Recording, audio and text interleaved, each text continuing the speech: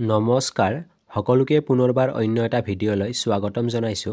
আজিৰ এইটো ভিডিঅ'ত মই তোমালোকৰ এই বৰ্ষৰ এইচএছ ফাইনেল এক্সামৰ বাবে তোমালোকৰ ইংলিছ বিষয়টোৰ পৰা এটা খুব ইম্পৰ্টেন্ট লেসন ইন্ডিগো এই লেসনটোৰ পৰা তোমালোকৰ এই বৰ্ষৰ এক্সামত আহিবলগীয়া যিমানবোৰ সম্ভাৱ্য কমন কোৱেশ্চন আনসাৰ হ'ব পাৰে গোটেইবিলাক মই আজিৰ এইটো ভিডিঅ'ত আলোচনা কৰিম। সো প্ৰথমতে মই তোমালোকক জনাই দিও যে ইয়াৰ আগতে মই কিছুদিন পূৰ্বে ইন্ডিগো লেসনটোৰ ওপৰত এটা ভিডিঅ' বনাইছিলো যত মই সকলোবিলাক ইম্পৰ্টেন্ট শৰ্ট কোৱেশ্চন আনসাৰ বিষয়ে আলোচনা কৰিছো। সো তোমালোকৰ যদি কোনোবাই এই ভিডিঅ'টো চোৱা নাই প্ৰথমতে হেইটো ভিডিঅ' চাবা তেতিয়াহে তোমালোকৰ উপকৃত হ'ব। তাৰ পিছত তোমালোকে এই ভিডিঅ'টো চাবা। সেই ভিডিঅ'টোৰ লিংক তোমালোকে এইটো ভিডিঅ'ৰ ডেসক্ৰিপচন বক্সত বা কমেন্ট বক্সত পাই যাবা। সো যিসকলে হেইটো ভিডিঅ' চোৱা নাছিলা প্ৰথমতে সেই ভিডিঅ'টো চাই লবা তাৰ পিছতহে এইটো ভিডিঅ' চাবা।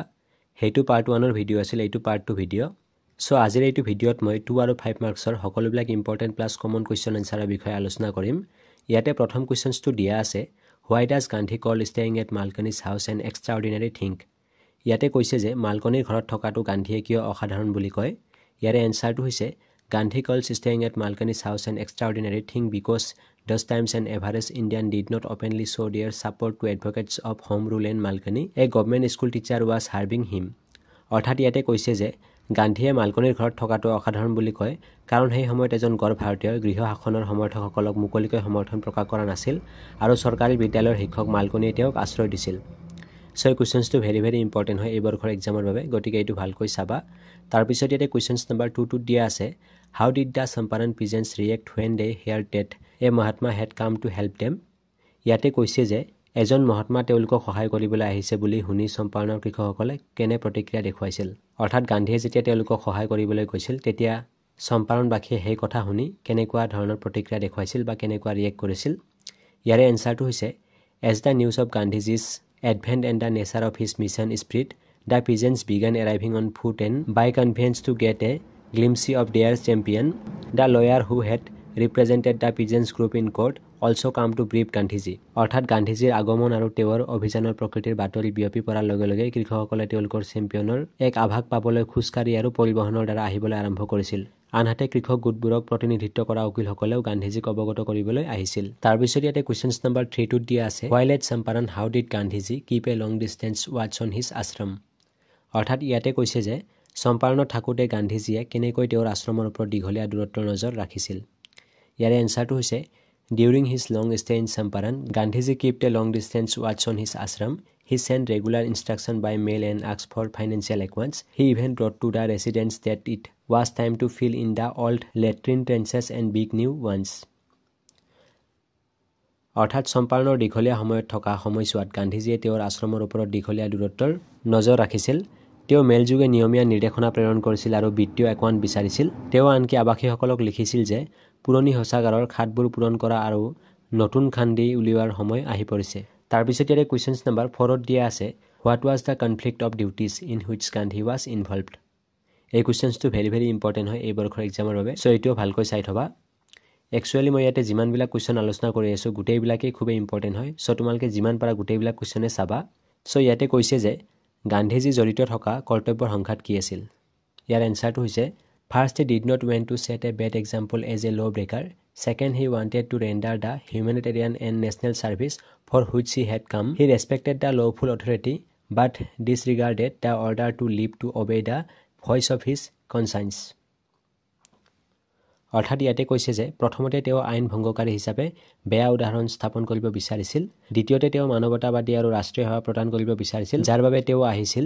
তেওঁ আইনী কৰ্তৃপক্ষক সন্মান কৰিছিল কিন্তু তেওঁৰ বিবেকৰ কণ্ঠস্বৰ মানি চলিবলৈ এৰি যোৱাৰ আদেশক অৱজ্ঞা কৰিছিল। সো এতিয়া কোৱেশ্চন নম্বৰ 5 টোলৈ। কোৱেশ্চন নম্বৰ 5 টোলৈ আগবঢ়াৰ আগতে তোমালোকলৈ সৰু এটা ৰিকুৱেষ্ট, তোমালোকৰ যদি কোনোবাই আমাৰ এই চেনেলটোত প্ৰথমবাৰৰ বাবে ভিজিট কৰিছা বা নতুনকৈ আহিছা তেতিয়াহ'লে এতিয়াই চেনেলটোক সাবস্ক্ৰাইব কৰি কাষত থকা বেল আইকনটো অলপ প্ৰেছ কৰি থৈ দিয়া।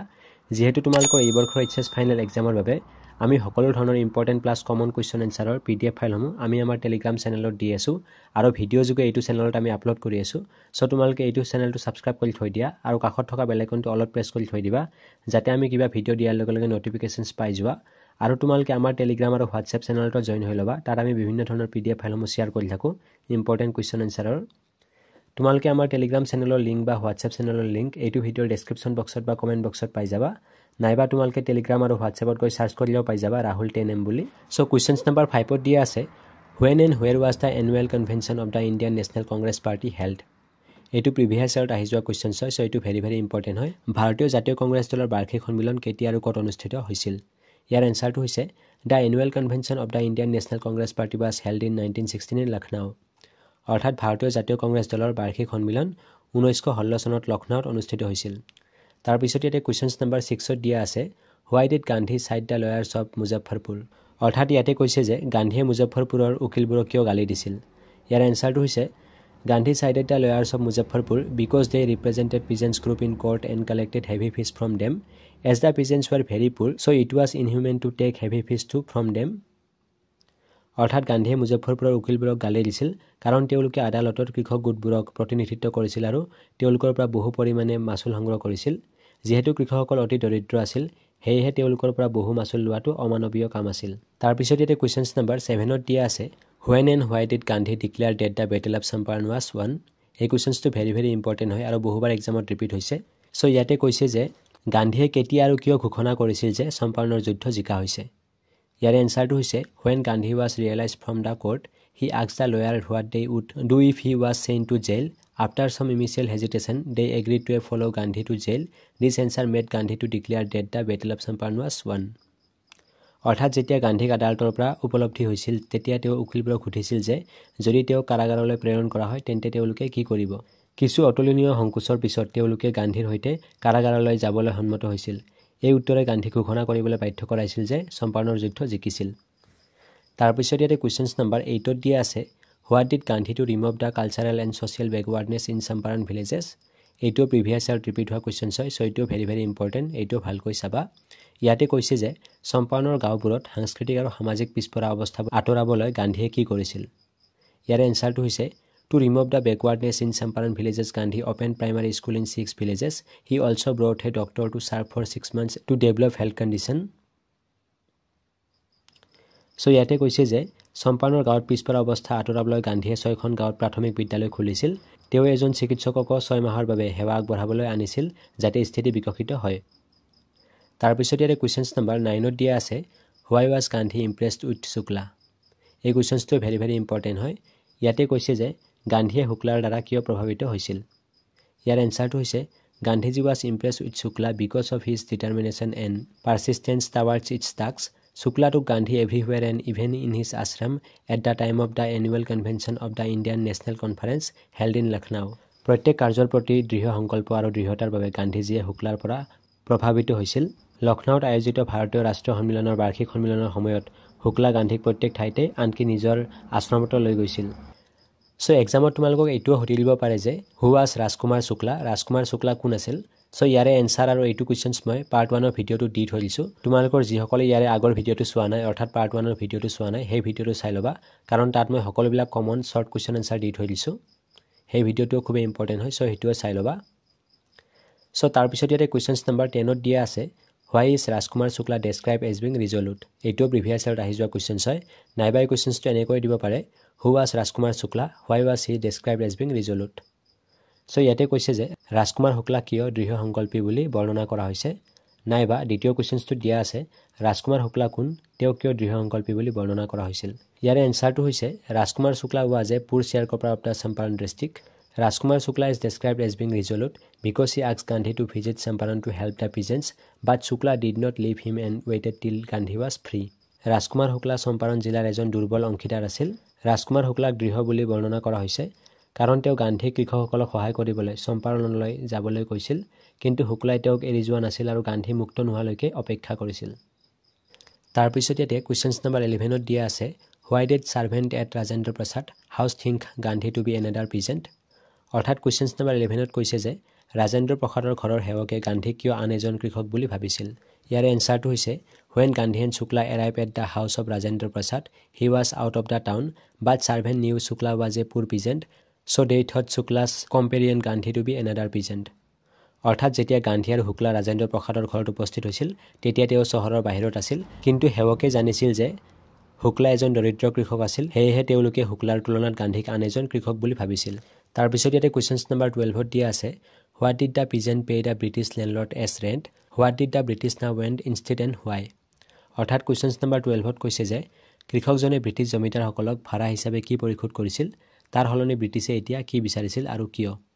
ইয়াৰে এনসাৰটো হৈছে the peasant paid the British landlords the entire indigo harvest as rent but now the British instead wanted compensation for being realise them from 15% arrangement. অৰ্থাৎ ইয়াতে কৈছে যে কৃষকজনে ব্ৰিটিছ জমিদাৰসকলক নীলৰ অৰ্থাৎ ইণ্ডিগৰ গোটেই শস্য ভাড়া হিচাপে পৰিশোধ কৰিব লাগিছিল বা পৰিশোধ কৰিছিল, কিন্তু এতিয়া ব্ৰিটিছে ইয়াৰ সলনি তেওঁলোকক 15% ব্যৱস্থাৰ পৰা উপলব্ধি কৰাৰ বাবে ক্ষতিপূৰণ বিচাৰিছিল। তাৰপিছত ইয়াতে কুৱেশ্যনছ নাম্বাৰ 13ত দিয়া আছে why did Gandhi agree to a settlement of 25% refund to the farmers. So' এই কুৱেশ্যনছটো ভেৰি ইম্পৰ্টেণ্ট হয় আৰু প্ৰিভিয়াছ ইয়াৰত আহি যোৱা হয়। ইয়াতে কৈছে যে গান্ধীয়ে কৃষকসকলক 25% ঘূৰাই দিয়াৰ বুজাবুজিত কিয় সন্মত হৈছিল। ইয়াৰে এনসাৰটো হৈছে Gandhi agreed to a settlement of 25% refund to the farmers because according to Gandhi, this amount of the refund was not important, but more important was that the landlord had been obliged to surrender part of the money and with it part of their prestige. অৰ্থাৎ গান্ধীয়ে কৃষকসকলক 25% ধন ঘূৰাই দিয়াৰ নিষ্পত্তিৰ বাবে সন্মত হৈছিল, কাৰণ গান্ধীৰ মতে ধন ঘূৰাই দিয়াটো গুৰুত্বপূৰ্ণ নাছিল, কিন্তু তাতকৈ অধিক গুৰুত্বপূৰ্ণ কথাটো আছিল যে জমিদাৰসকলক ধনৰ কিছু অংশ সমৰ্পণ কৰিবলৈ আৰু ইয়াৰ সৈতে তেওঁলোকৰ সন্মানৰ অংশ হিচাপে সমৰ্পণ কৰিবলৈ বাধ্য কৰা হৈছিল। তাৰপিছত ইয়াতে কুৱেশ্যনছ নাম্বাৰ 14ত দিয়া আছে why do you think Gandhi considered the Champaran episode to be a turning point in his life. নাইবা কুৱেশ্যনছটো এনেকৈ দিব পাৰে why was Champaran episode so' significant in Gandhi's life. ইয়াতে প্ৰথম কুৱেশ্যনছটোত কৈছে যে তুমি কিয় ভাবা যে গান্ধীয়ে চম্পাৰণৰ ঘটনাটোক তেওঁৰ জীৱনৰ এটা টাৰ্ণিং পইণ্ট বুলি বিবেচনা কৰিছিল। নাইবা আৰু দ্বিতীয় কুৱেশ্যনছটোত কৈছে যে গান্ধীৰ জীৱনত চম্পাৰণৰ ঘটনাটো কিয় ইমান গুৰুত্বপূৰ্ণ আছিল। চ' দুয়োটা কুৱেশ্যনছ যদিও দেখিবলৈ বেলেগ ইয়াৰে মিনিং একেই হয়, অৰ্থাৎ একেই মিনিং কৰি আছে দুয়োটা কুৱেশ্যনছ আৰু এনচাৰো একেই হ'ব।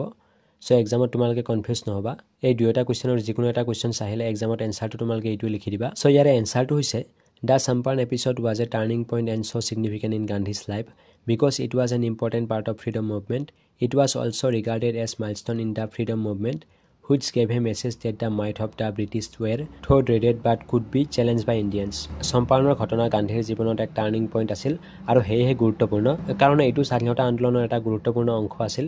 ইয়াক স্বাধীনতা আন্দোলনৰ মাইলৰ খুঁটি হিচাপে গণ্য কৰা হৈছিল, যিয়ে এটা বাৰ্তা দিছিল যে ব্ৰিটিছসকলৰ শক্তি যদিও ভয়ংকৰ আছিল, কিন্তু ভাৰতীয়সকলে তেওঁলোকক প্ৰত্যাহ্বান জনাব পাৰিছিল বা প্ৰত্যাহ্বান জনাব পাৰে। তাৰপিছত ইয়াতে কুৱেশ্যনছ নাম্বাৰ 15ত দিয়া আছে which incident promoted Gandhi to raise his voice of protest against the British.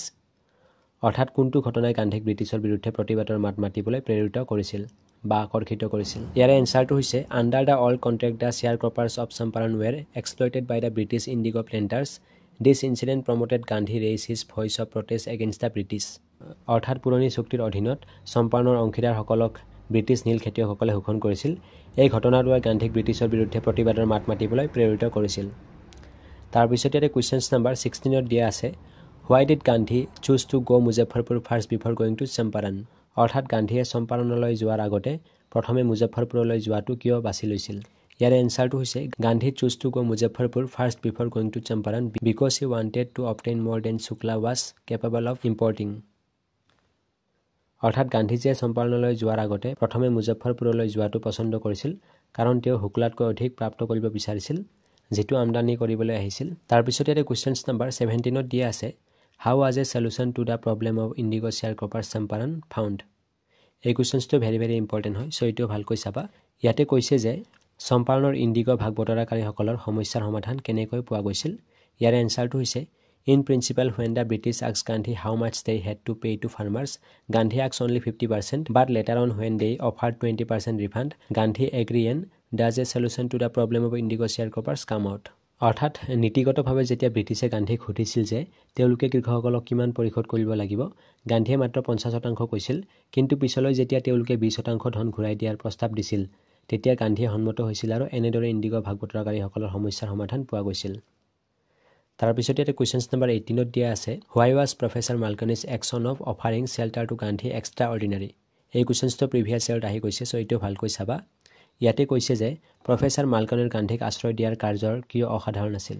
এই কুৱেশ্যনছটো এক্সামত তোমালোকক বিভিন্ন ধৰণে সুধি দিব পাৰে, যিহেতু প্ৰিভিয়াছ ইয়াৰত বহুবাৰ আহি গৈছে।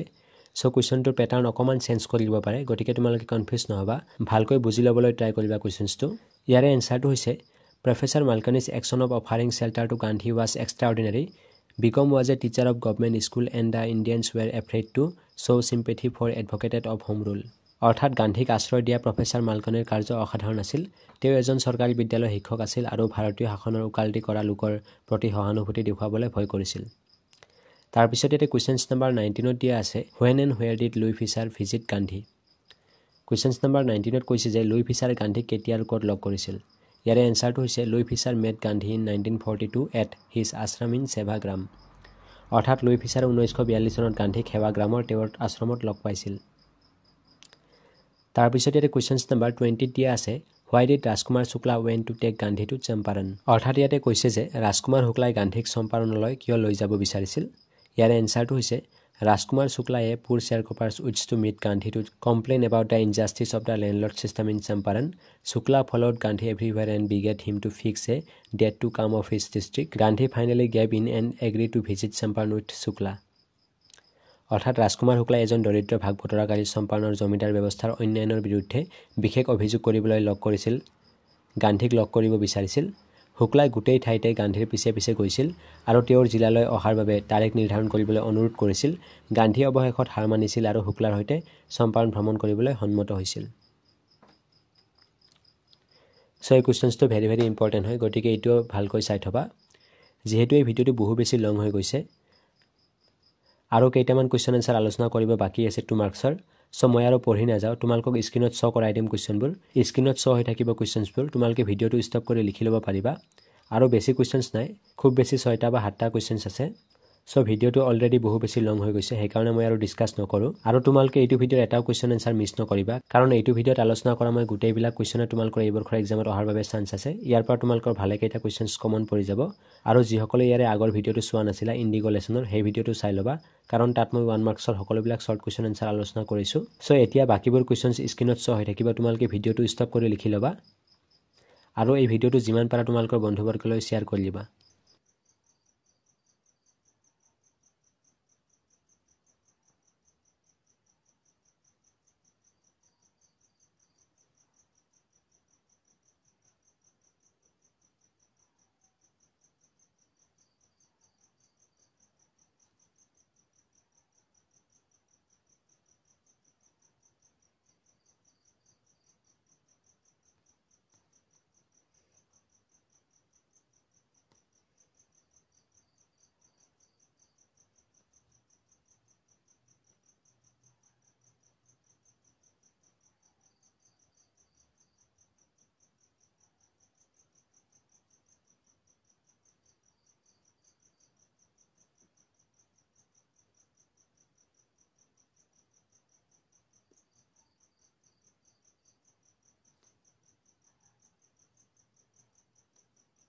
চ' এইখিনিলৈকে তোমালোকৰ যিসকলে ভিডিঅ'টো চাইছা তাৰ বাবে তোমালোকক বহুত বহুত ধন্যবাদ। আৰু তোমালোকৰ নিশ্চয় এক্সামত ভালেখিনি হেল্প হৈ যাব। আৰু তোমালোকে যিমান পাৰা তোমালোকৰ বন্ধুবৰ্গলৈ ভিডিঅ'টো শ্বেয়াৰ কৰি দিবা। চ' তেতিয়ালৈকে থেংক ইউ ছ' মাছ। জয় অসম, বন্দে মাতৰম।